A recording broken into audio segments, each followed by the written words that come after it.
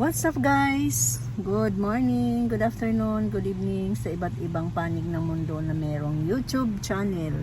For tonight video guys, pupunta po tayo ngayon ng company party ng aking kasama. Samahan nyo kami guys. Time check here is 8:30 in the evening. Yan. Doon lang naman sa Savory Restaurant.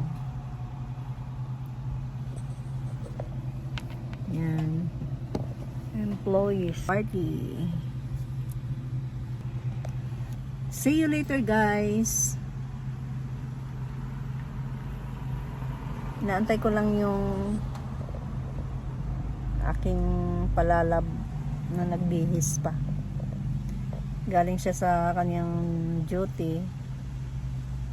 Buti naman at ako na may night off. Samahan nyo kami guys. Tayo magparada? Walang paradahan. Meron doon. Pabila.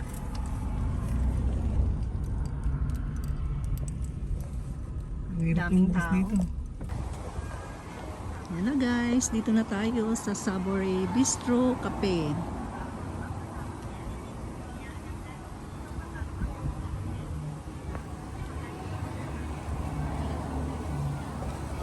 Ayan guys, papasok na tayo sa loob ng Savory Restaurant. At una po nating magungaran ang kanilang pag-game sa mga employee na hip hip hooray. Pumupo pa sila ng mga maglalaro.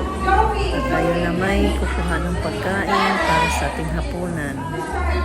Yan na lang po ang natira guys dahil 7 ng gabi nag-umpisa ang kanilang employees dinner party.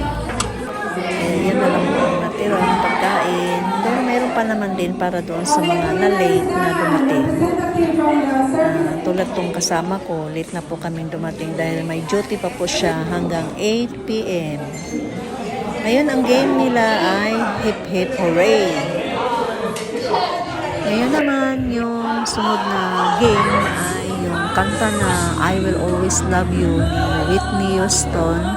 Meron yung mataas na nota at bago yung mataas na nota, meron tayong marinig na tambol.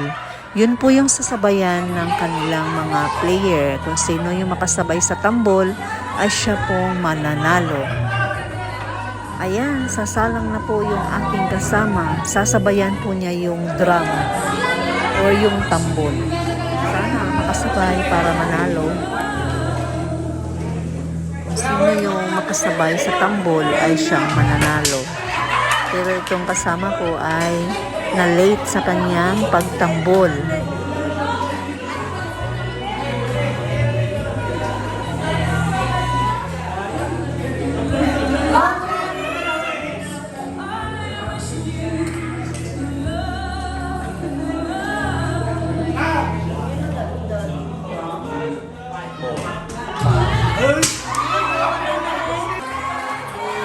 At mayroon ding dalawang employees na may kaarawan sa buwan na to. Kaya ayan, sinabay na nila ang pagbati. Happy birthday!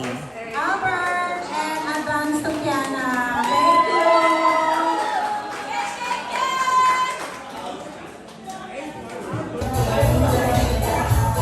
Kami na may tapos na maghapunan, kaya manunod na lamang ng mga pag-game at random na tinatawag ng admin kung sino yung gustong sumali sa mga grupo ng lalaki na sumayaw, dance contest, pagalingan silang sumayaw. Kung sino yung mas magaling sumayaw ay siyang mananalo ng kanilang prize na red wine. Kaya ayan, kanya-kanya silang kembot, pagalingan ng estilo ng pagsayaw. Ayan guys, hanggang dito na lang yung video. At uwi na po kami ng maaga dahil may trabaho pa itong kasama ko ng 7 a.m.